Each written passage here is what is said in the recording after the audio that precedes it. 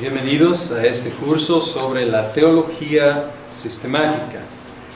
Y empezamos con definiciones. ¿Qué es la teología sistemática?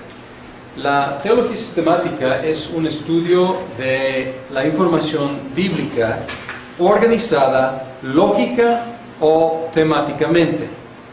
No en su orden canónico ni en su orden cronológico, es un orden lógico o temático alrededor de ciertos enfoques, ciertos temas.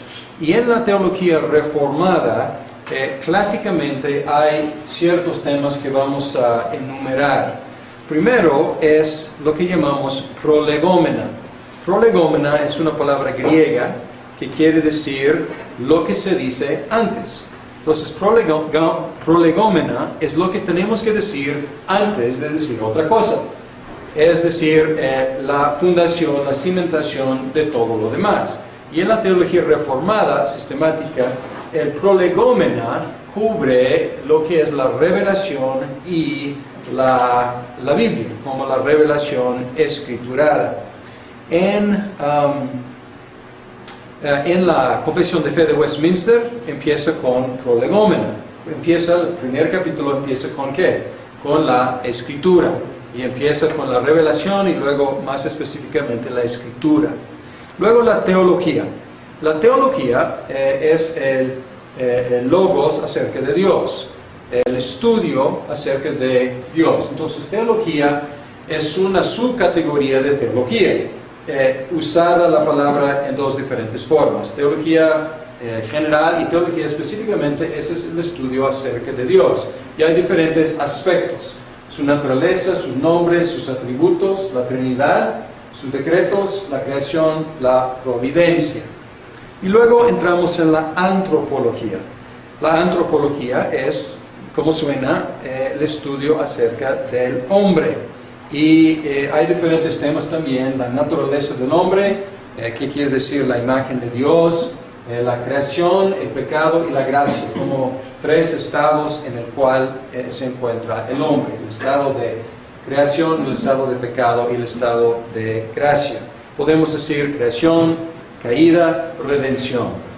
Y luego la cristología. Y la cristología nos enfocamos en la persona de Cristo y en las obras de Cristo.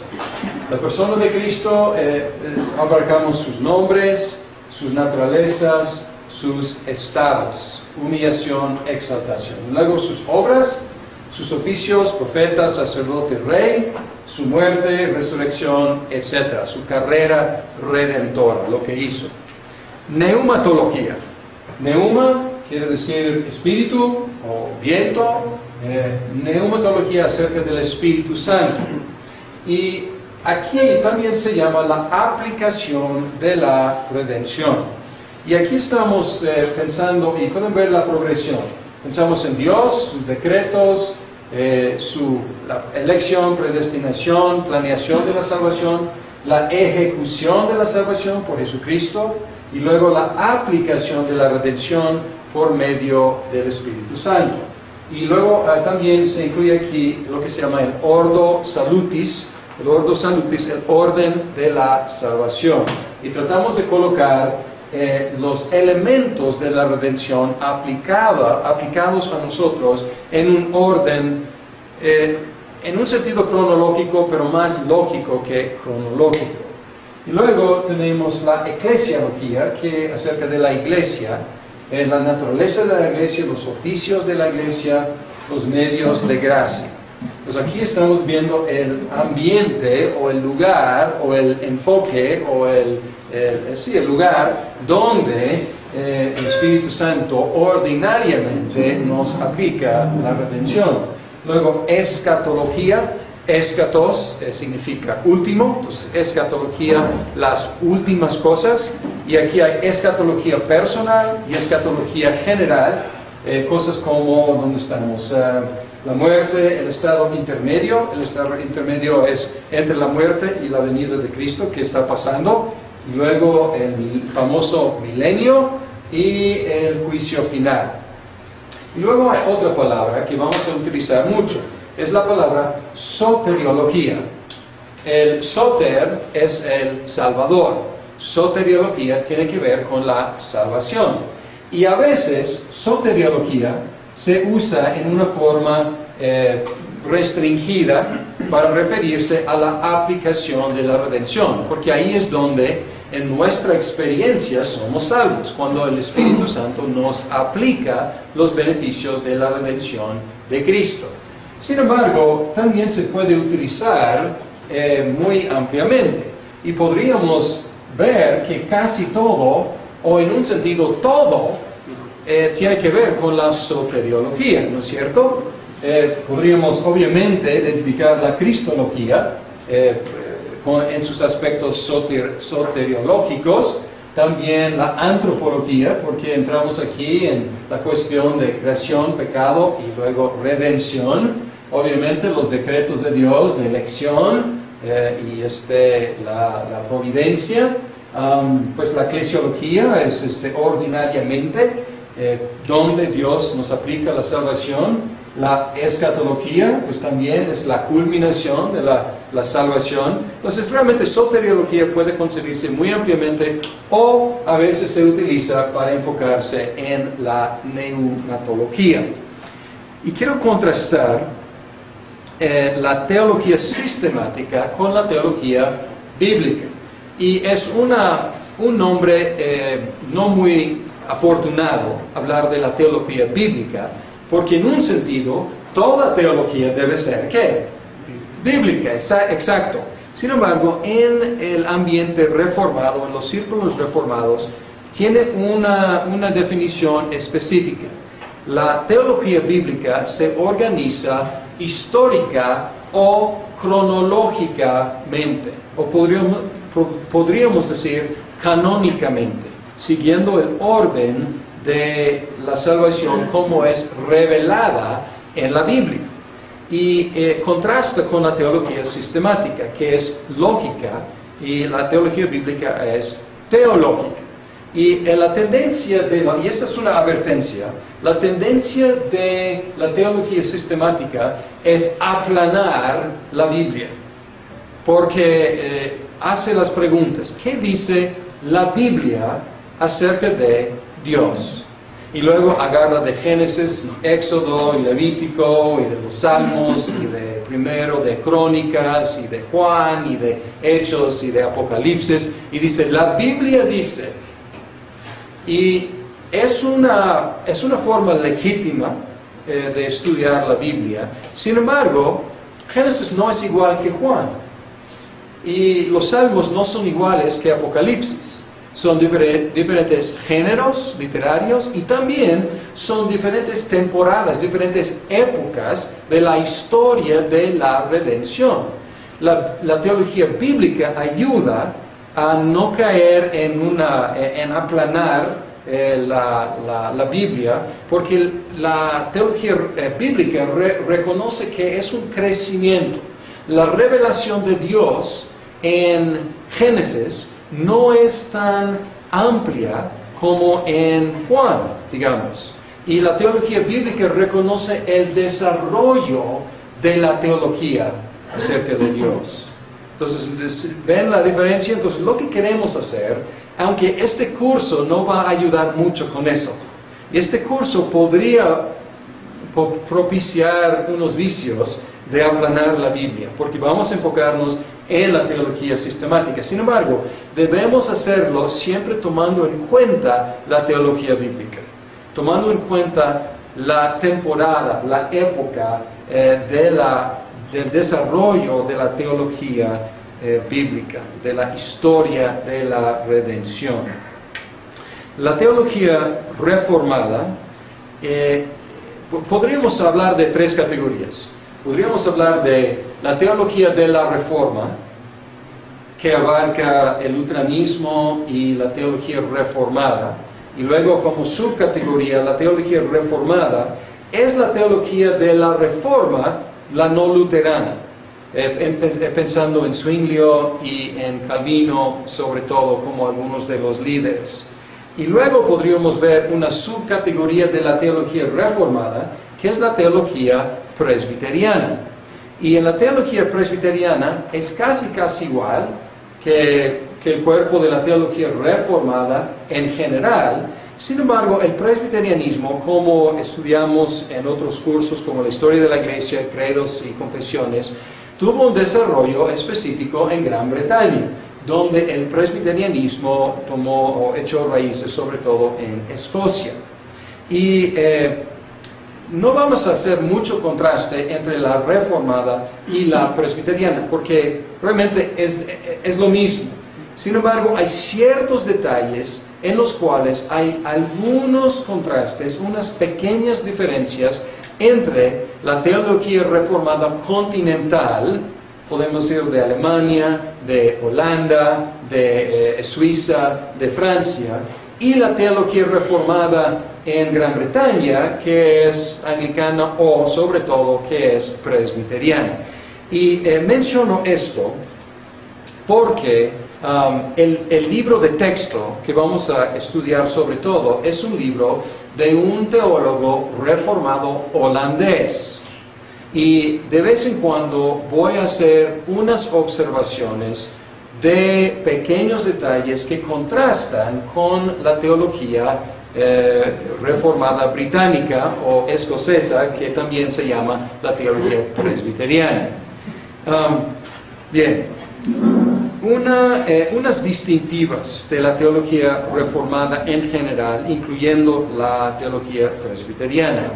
La soteriología calvinista o la soteriología agustina enfatizan ciertos puntos que igual estudiamos en otro curso, en los cánones de Dort. Enfatiza la incapacidad humana, la soberanía de Dios, la efectividad de las obras de Cristo y del Espíritu Santo y la seguridad de la salvación. Son algunos énfasis en toda la teología o la soteriología calvinista o reformada. Y reformada y calvinista se utilizan básicamente como sinónimos. Y el otro es el pacto, la cuestión del pacto como el concepto unificador de la Biblia, lo cual se enfatiza más en la teología bíblica que en la teología sistemática. Sin embargo, ahí está. En la teología sistemática, el pacto todavía es el concepto unificador. Y en la teología bíblica examinamos el desarrollo del pacto de gracia. Pequeña introducción. Vamos a hablar un poco del procedimiento para este curso. Vamos a empezar a tiempo para aprovechar las 2 horas que tenemos en las 8 sesiones, porque esta es la primera parte. Este curso, diferente a los otros, tiene 2 partes, primera parte y segunda. Entonces, en lugar de 8 semanas, este curso va a utilizar 16 semanas y tenemos 2 horas en cada sesión. Y les recomiendo que no se fuguen después de la primera parte. Yo enseñé una vez algo muy parecido a este curso. Esto es un poco amplificado, pero básicamente el mismo curso, y algunos terminaron a la mitad y nunca llegaron a Cristo ni a la salvación. Llegaron solamente a la teología y la antropología y dejaron al hombre perdido. Entonces no hay que quedarse muy cortos ahí. Hay que ver la solución, que es en Cristo y en el Espíritu Santo. Los primeros 5 minutos se presentarán, ustedes más bien presentarán un examencito cada vez sobre la lectura de la semana. La lectura va a ser pesada y estoy tratando de incentivarlos un poco y darles la disciplina de leer lo asignado cada semana, porque si no van a estar muy atrasados muy pronto. Entonces vamos rápido y por eso va a haber un examencito primeros 5 minutos. El examencito no será difícil si han leído la lectura. Y si no, será imposible, básicamente. Entonces, nada más va a ser como una ayuda para que sean muy disciplinados. La conferencia, como siempre, durará unos 50 minutos y luego habrá un descanso y tiempo para preguntas.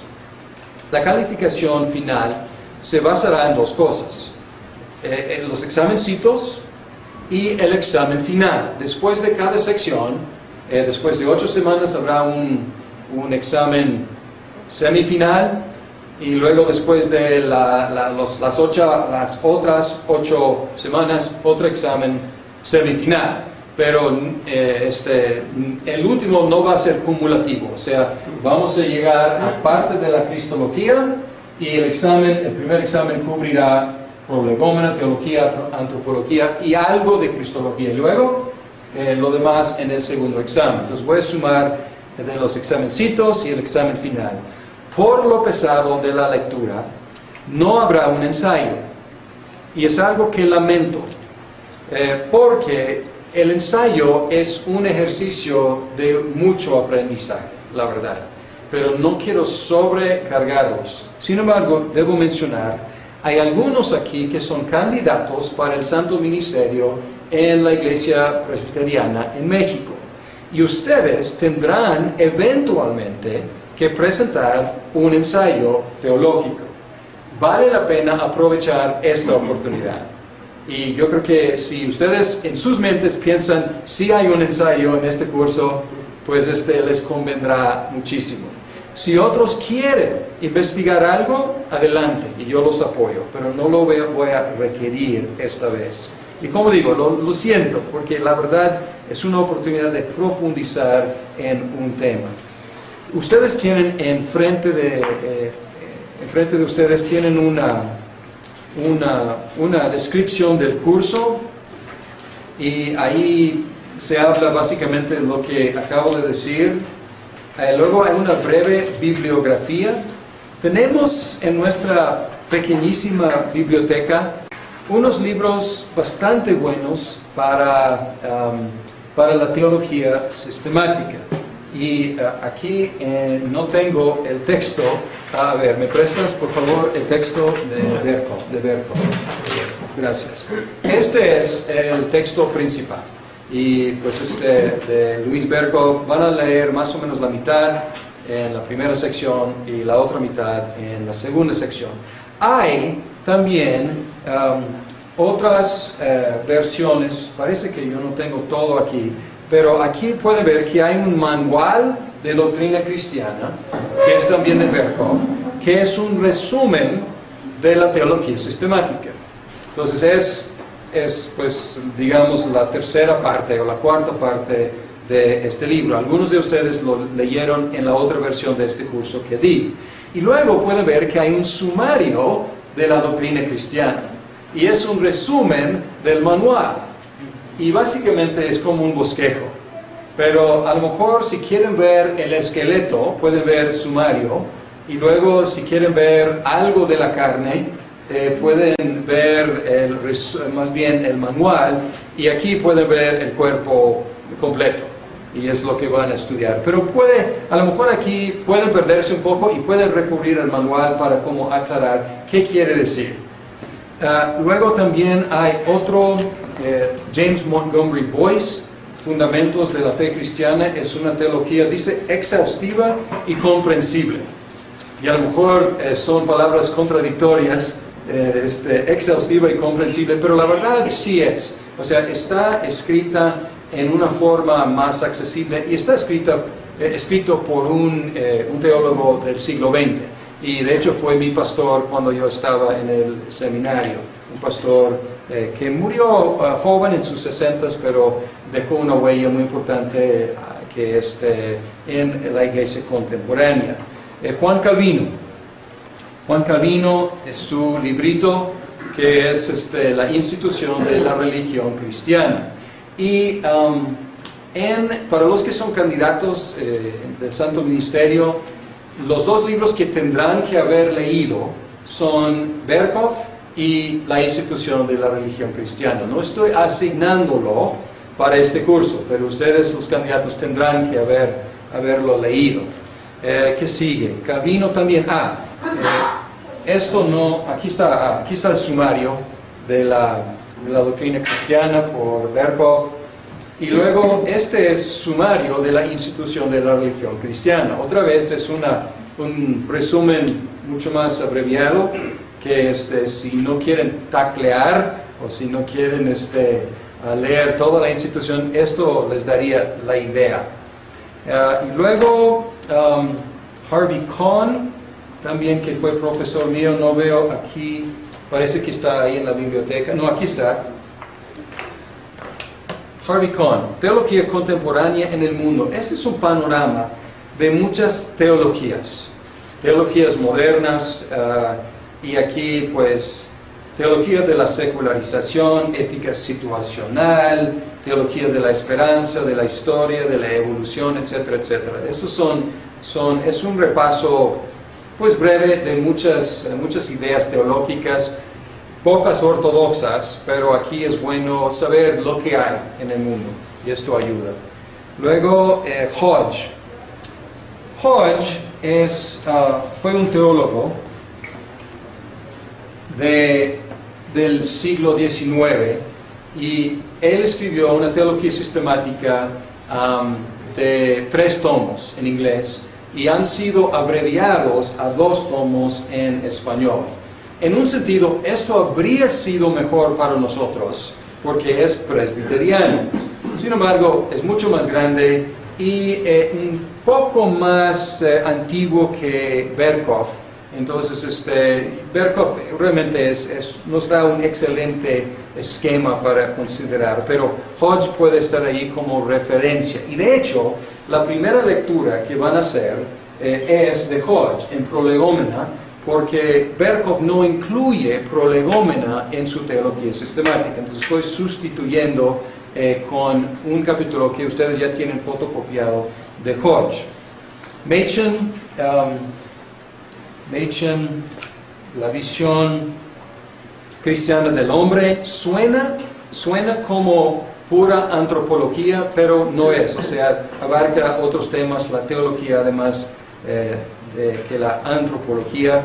Murray, la redención consumada y aplicada. Entonces aquí tenemos un libro acerca de la persona y las obras, más bien las obras de Cristo y la aplicación de la redención. Entonces una parte de la cristología y una parte de la neumatología.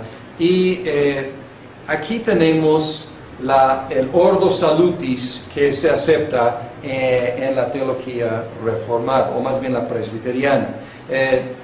J.I. Packer, Conociendo a Dios, es un libro clásico, todavía vive el Dr. Packer, pero es un libro que ya es un clásico moderno, podemos decir, sobre la teología de Dios. Escrito, es accesible, o sea, es escrito para una audiencia general. Pink, W. Pink, La soberanía de Dios, pues obviamente enfocándose en un aspecto de la teología. Y luego 2 por Warfield, Benjamin B. Warfield, y esto es la persona y la obra de Jesucristo, obviamente la cristología. Hay otro ahí que es el plan de salvación, y está en el internet. Yo pensaba que lo teníamos aquí en la biblioteca, pero está en internet, y tiene que ver con los decretos de Dios y el orden lógico de los decretos, y se mete en unos puntos muy debatidos en los círculos reformados. Y luego menciono que muchos recursos confiables están disponibles en la iglesia presbiteriana ortodoxa, y aquí tienen iglesiareformada.com, y algunos de estos están disponibles ahí y otros también. Bien, vean el calendario de lecturas. La primera lectura para el día de hoy fue el capítulo 6 de Hodge. ¿Ya lo leyeron? ¿No venían preparados? Está bien. Lo bueno de esta sección es que la Semana Santa cae en estas 8 semanas, y van a haber 2 semanas de descanso, y pueden ponerse al día durante esas 2 semanas. Pero Hodge, no va a haber examencito sobre esto, pero es importante porque es lo único que van a leer sobre el prolegómena. Y luego Pueden ver los temas de las conferencias. Intentaré de llevar el ritmo aquí. A lo mejor no vamos a poder, pero aún así tienen que llevar el ritmo de las lecturas. Las lecturas van a ver que tiene 6 partes, la teología sistemática, y luego en las 6 partes tiene diferentes secciones, primera sección, segunda, y luego tiene capítulos. Y estos es lo que ven aquí. Primera parte, primera sección, 1 al 4, significa pues capítulos 1 al 4 de primera sección y primera parte. Y la lectura es como entre, digamos, como 50 a 60, 70 páginas por semana. Y el número de páginas a lo mejor no es tanto, pero no es lectura muy fácil. Entonces hay que empezar hoy en la noche o mañana temprano, y buscar tiempos durante toda la semana. 10 páginas cada día, más o menos, o 15 páginas cada día, en lugar de esperar hasta martes en la noche y decir, pues me toca leer. Va a ser bastante difícil. Entonces recomiendo que agarren una buena disciplina de llevar el ritmo. Bien, esto es introducción y es procedimiento del curso. Ya vamos a cubrir, si Dios permite, no sé si podamos cubrir todo el prolegómena hoy, pero vamos a hacer la lucha.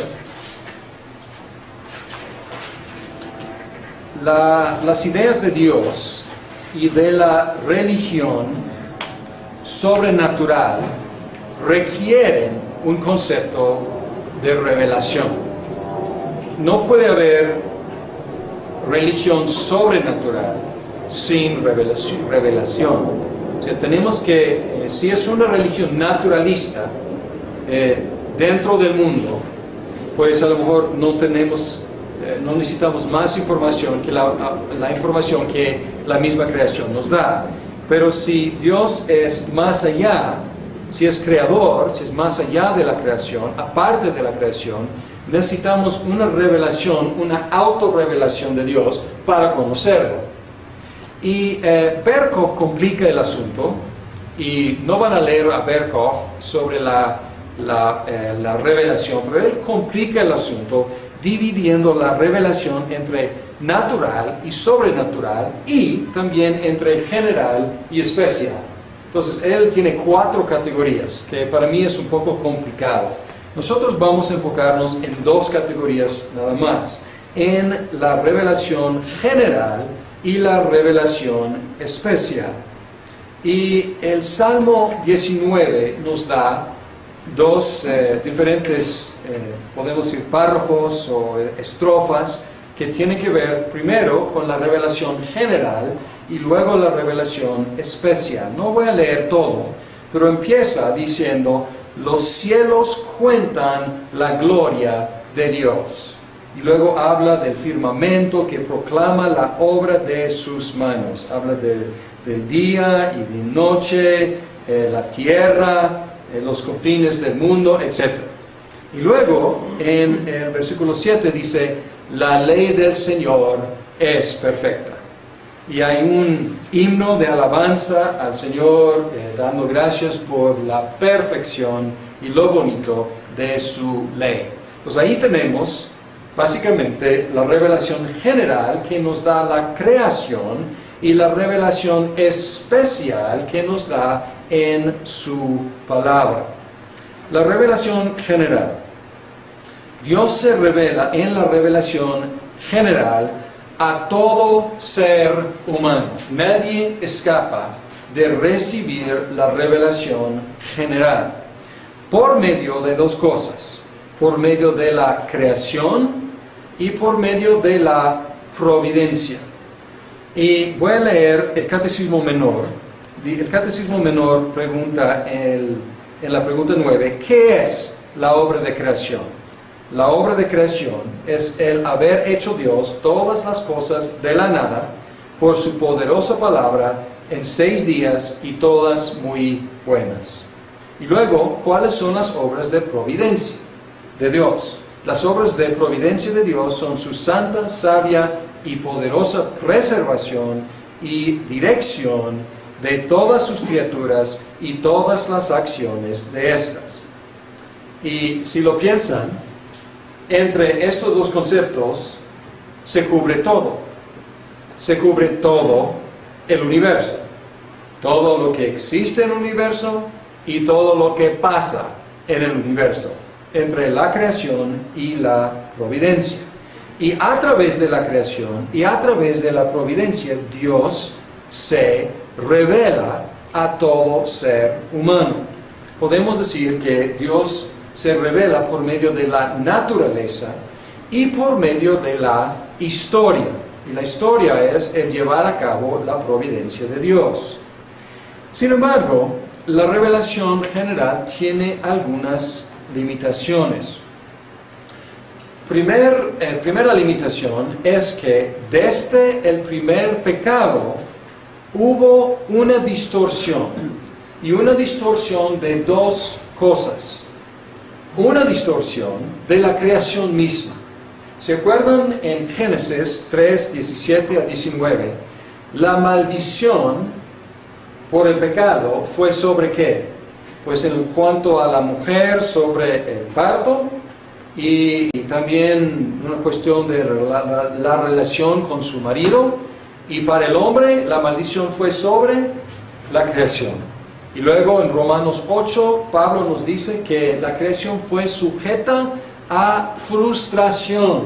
Entonces la misma creación ha sido fracturada.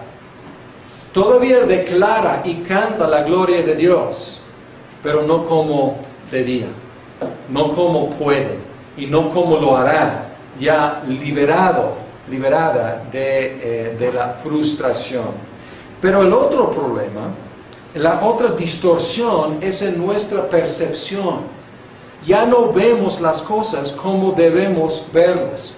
Y podemos ver inmediatamente después del primer pecado un cambio en la percepción del ser humano. Porque ellos antes disfrutaban una comunión abierta, libre con Dios, y luego ¿qué hicieron?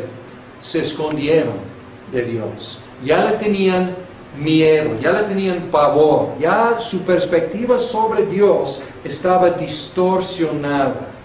Y su perspectiva sobre la creación, o más bien su capacidad de leer la creación, también distorsionada. La creación, la revelación general, nos proclama que Dios es el buen creador omnipotente, pero no nos explica el plan de redención. Y este es el otro limitante. Declara la gloria del Creador, pero no nos declara nuestra salvación. No es suficiente en sí para darnos conocimiento salvífico de Dios. Hay algunos que dicen que sí. Hay algunos movimientos que dicen que sí, es suficiente en sí. Un movimiento que voy a mencionar es la historia de las religiones. Y aquí la historia de las religiones, este movimiento trató de estudiar las varias religiones y naturalizarlas, básicamente. Y buscar lo común de las religiones, el común denominador, y tratar de derivar este común denominador de la naturaleza. Diciendo, todos están diciendo básicamente lo mismo, y todos llegaron a estas conclusiones leyendo la noticia o el mensaje de la naturaleza.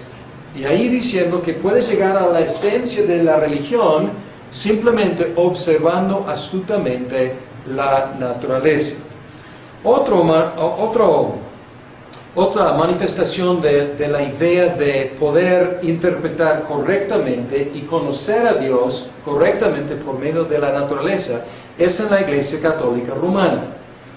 Su teología es tomista, y la teología tomista de Tomás de Aquino es una teología con dos niveles: la teología natural y la teología sobrenatural. Y hay muchas cosas que la teología natural, que podemos aprender de la creación, nos enseña. Y luego sobre esa base podemos construir, necesitamos la revelación para llenar muchos detalles, y no solo detalles, muchos hechos muy importantes. Y pueden pensar en sus famosas vías, sus caminos, sus pruebas de la existencia de Dios. ¿Y qué hacen?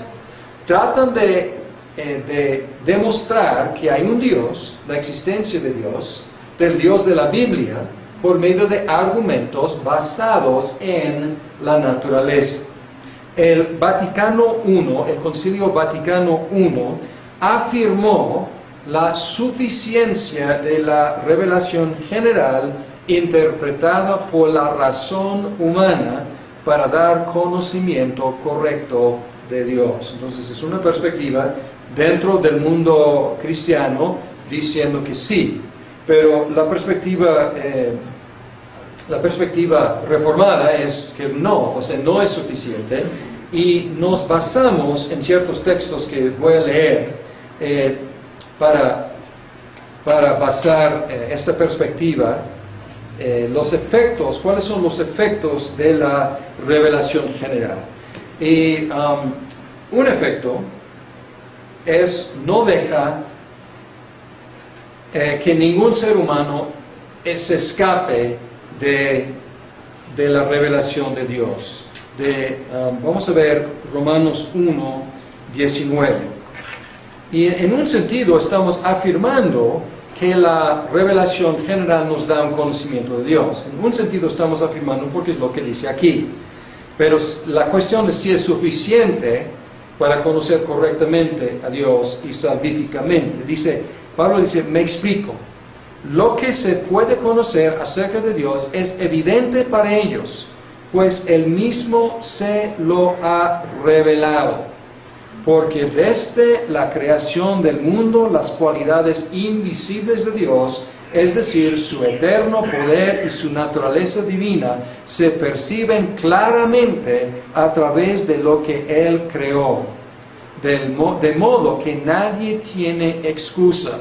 Entonces, a pesar de la fracturación de la creación y la frustración de la creación, Pablo dice que sigue declarando las cualidades invisibles de Dios. ¿Cuáles son? Su eterno poder y su naturaleza divina. Y el efecto es quitarnos cualquier pretexto. Ningún ser humano puede decir, yo no sabía que hay un Dios.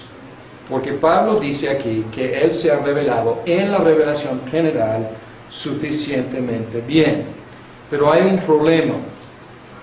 El versículo 21 dice, a pesar de haber conocido a Dios, no lo glorificaron como a Dios, ni le dieron gracias, sino que se extraviaron en sus inútiles razonamientos y se les oscurió su insensato corazón. Aunque afirmaban ser sabios, se volvieron necios y cambiaron la gloria del Dios inmortal por imágenes que eran réplicas del hombre mortal, de las aves, de los cuadrúpedos y de los reptiles.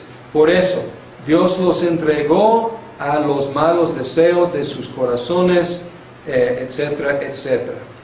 Y aquí vemos que pues sigue bajando aquí el capítulo, describiendo el descenso humano, y está diciendo aquí básicamente que el hombre tiene el conocimiento de Dios, pero resiste ese conocimiento. Entonces no tiene pretexto por no conocer, pero no quiere y resiste. Entonces es una tensión en un sentido, o sea, tiene lo suficiente para conocerlo, pero no quiere, y por lo tanto no lo conoce por medio de la revelación general. La revelación general nos pone en necesidad de la revelación especial, porque la revelación general se dirige a nosotros como criaturas.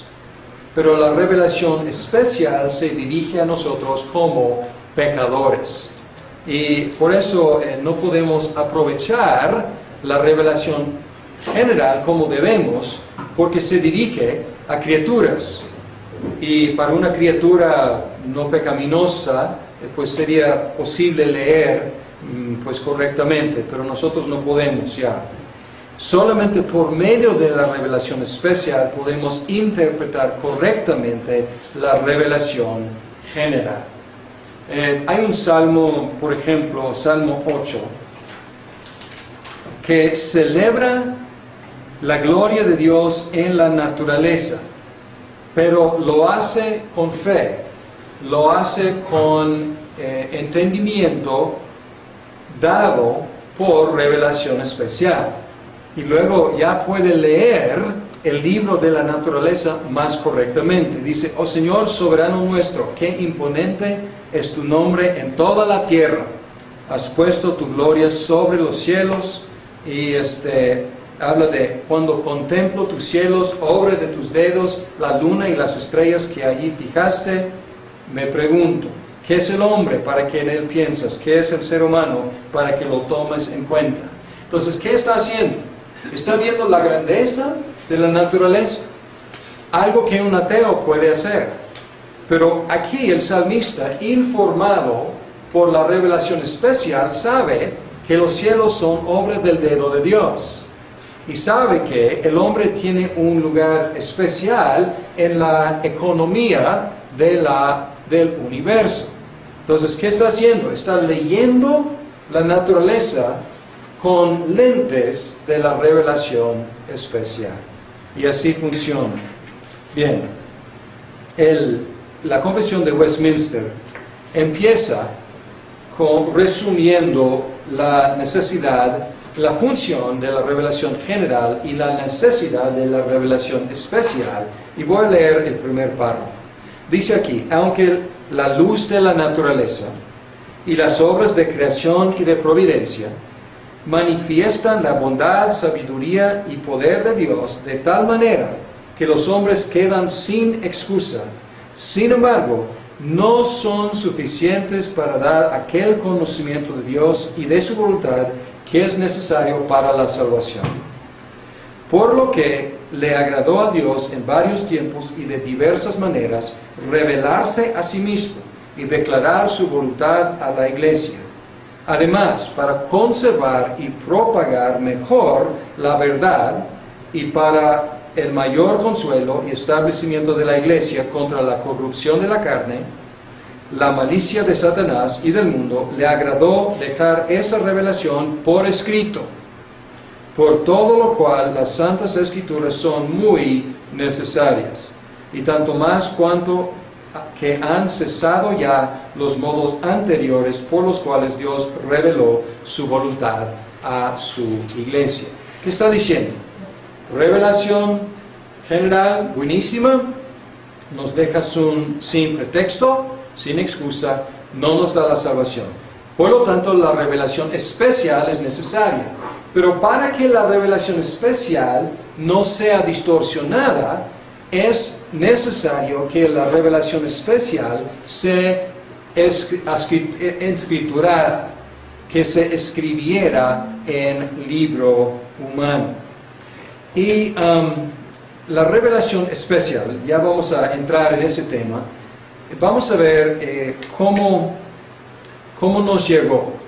Y aquí estamos apreciando algo de la teología bíblica, porque estamos viendo algo progresivo, que la revelación especial creció, desarrolló, aumentó.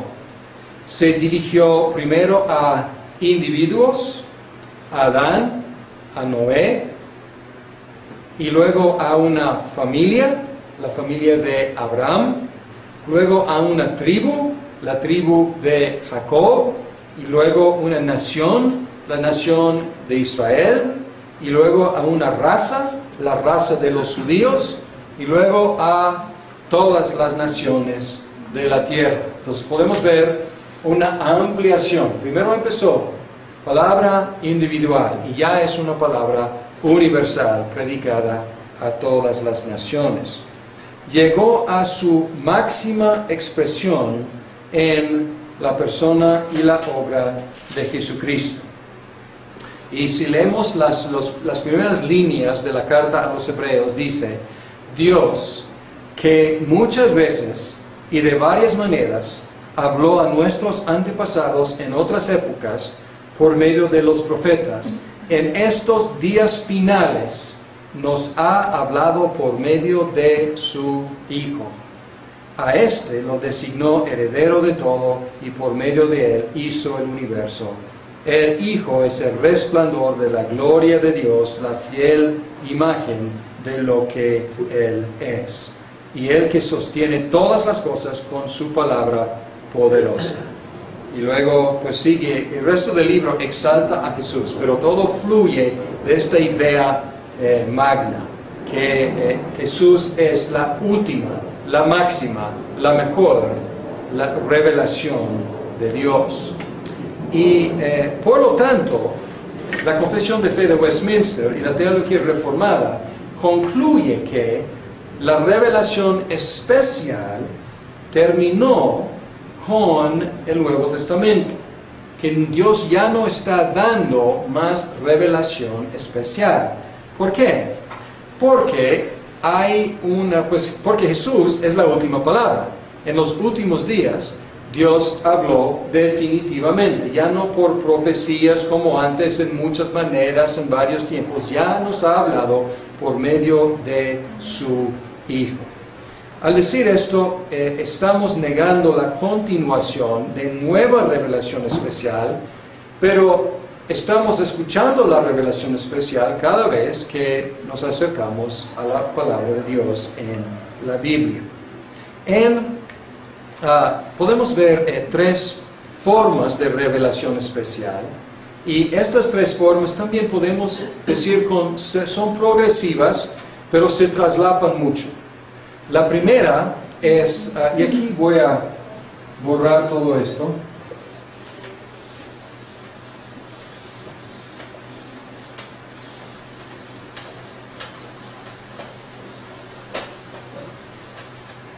La primera forma es teofanía.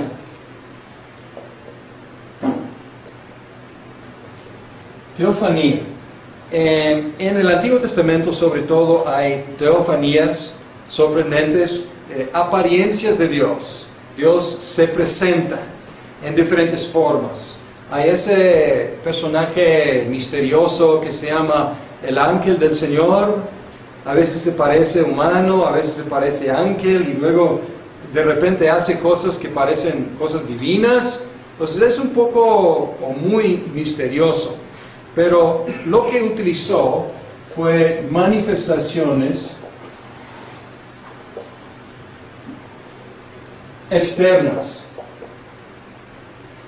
Y también podemos pensar en el arbusto, la zarza ardiente.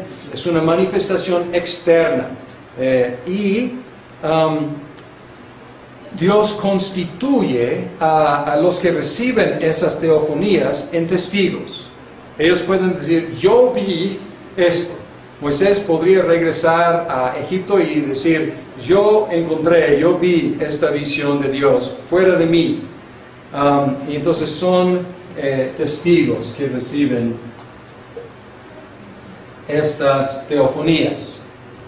Y luego hay profecías. Es otra forma. Y en la profecía fue una forma de dictación, no siempre palabra por palabra, pero a veces sí, una forma de dictar las palabras de Dios por medio de una sugestión interna. Diferente a manifestación externa, ya es algo pasando dentro del profeta. Pues una visión, a veces un sueño, la verdad no sabemos exactamente, pero los profetas podrían decir, así dice el Señor. Y podemos pensar, por ejemplo, en Deuteronomio 18, que habla del profeta. 18, 18, y dice: por eso levantaré entre sus hermanos un profeta como tú, pondré mis palabras en su boca, y él les dirá todo lo que yo le mande. Entonces este es como el arquetipo profético. Dios pone por diferentes maneras, pero algo pasando dentro de ellos, pone en su boca sus palabras. Y podemos decir, perdón, 18, 18, Deuteronomio 18, 18. Y aquí podemos decir que son los profetas portavoces pasivos. Y a lo mejor debemos poner en paréntesis o en comillas aquí, no son, obviamente ellos están hablando, ellos están escribiendo, no son completamente pasivos, pero podemos pensar en, no en algo mecánico, pero algo muchas veces verbatim, palabra por palabra. Dios pone las palabras por diferentes sugestiones internas. Y luego la otra forma es lo que llamamos inspiración. Y la inspiración es una operación concurrente. Concurrente. Vamos a pensar en esa palabra concurrente. Dos corrientes confluyendo. Fluyendo juntas dos corrientes. Y aquí, en la inspiración, Dios utilizó personalidades de los escritores para que ellos escribieran las palabras de Dios. Y ellos se convirtieron en agentes activos. Y entonces podemos ver manifestaciones externas a testigos, sugestiones internas por medio de portavoces pasivos, y luego operación concurrente por medio de agentes activos. No quiero que tomen estas categorías como herméticas, porque hay traslape, hay grados, podemos decir. Por ejemplo, Pablo mismo, diríamos que las cartas de Pablo principalmente es por medio de operación concurrente. Sin embargo, Pablo mismo dice que yo fui llevado al tercer cielo y yo vi visiones. Pues esto es más como sugestión interna o quizás casi como una teofanía. Pues no sabemos exactamente y no nos explica muy bien qué pasó. Pero hay traslape. Sin embargo, así son tres diferentes maneras de revelación especial. Y podemos pensar en inspiración, podemos pensar en 2 de Timoteo 3:16, es un texto clásico sobre la inspiración, y aquí habla de, estoy en primera, 2 de Timoteo, dice, toda escritura es Dios exhalada y útil para enseñar, para reprender, para corregir y para instruir en justicia. Y aquí dice, toda escritura es inspirada, pero es Dios exhalada. Y luego, también en Pedro, 2 Pedro 1:19, habla de los profetas de la Santa Escritura que fueron inspirados en el sentido de llevados, conducidos por Dios, para que ellos escribieran lo que Dios quisiera que escribieran. Pero no es tanto dictación, porque vemos que Dios utilizó sus personalidades para que ellos escribieran lo que Él quisiera escribir. Y podemos decir que las tres formas de revelación han existido en cada época, pero una u otra ha prevalecido. Por ejemplo, la teofanía prevaleció en el tiempo de los patriarcas, la profecía desde Samuel hasta los apóstoles, y la inspiración, pues muy traslapada desde Moisés hasta el último apóstol Juan. como revelaciones verbales, la profecía y la inspiración siguen o acompañan la teofanía. Porque teofanía tiene el mismo problema que la revelación general, ¿no es cierto? Yo veo una zarza ardiente y arde, pero hay flama, pero no se consume. Y pues yo estoy en ignorancia en cuanto a cómo explicar esa visión, a menos que alguien me explique verbalmente. Entonces, la profecía y la inspiración explican las manifestaciones externas, como Dios habló con Moisés en la zarza. Y el Nuevo Testamento, podemos decir, es la revelación verbal que interpreta el hecho de la obra de Cristo, la obra magna de Dios. Quiero que vean, a través de, no es uniforme la revelación. En el Antiguo Testamento y en el Nuevo Testamento hay como agrupación de eventos externos y luego explicaciones. Hay, digamos, el Éxodo y luego pues el Pentateuco, que sale como explicación del gran evento del Éxodo. Y luego hay el tiempo de David, y ahí pues la conquista o la terminación de la conquista, y con David también hay una explosión de revelación verbal, explicación de lo que está pasando con la dinastía de David. Y luego en el tiempo de Acab con Elías y Eliseo, otra vez una explicación, Dios está haciendo algo nuevo. Y luego con el exilio a Babilonia y con la restauración, otros profetas, Dios levantando para explicar los hechos, porque los hechos, sin una explicación verbal, o sea, podríamos interpretar de diferentes formas. Pero luego la obra magna de Dios es la obra de Jesucristo. Y por lo tanto podemos decir que el Nuevo Testamento es la última explosión de explicación verbal de lo que Dios está haciendo en el mundo para salvar a su pueblo.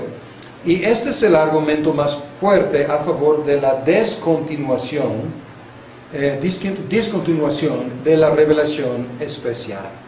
Y es el único argumento o el único texto que ofrece la Confesión de Fe de Westminster. Termina diciendo, tanto más cuanto que han cesado ya los modos anteriores por los cuales Dios reveló su voluntad a su iglesia. Y luego la referencia es Hebreos 1 y 2.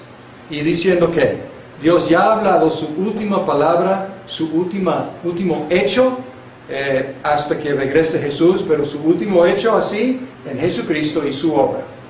Y ahora el Nuevo Testamento es la única explicación necesaria de la obra definitiva salvífica de Dios en Cristo.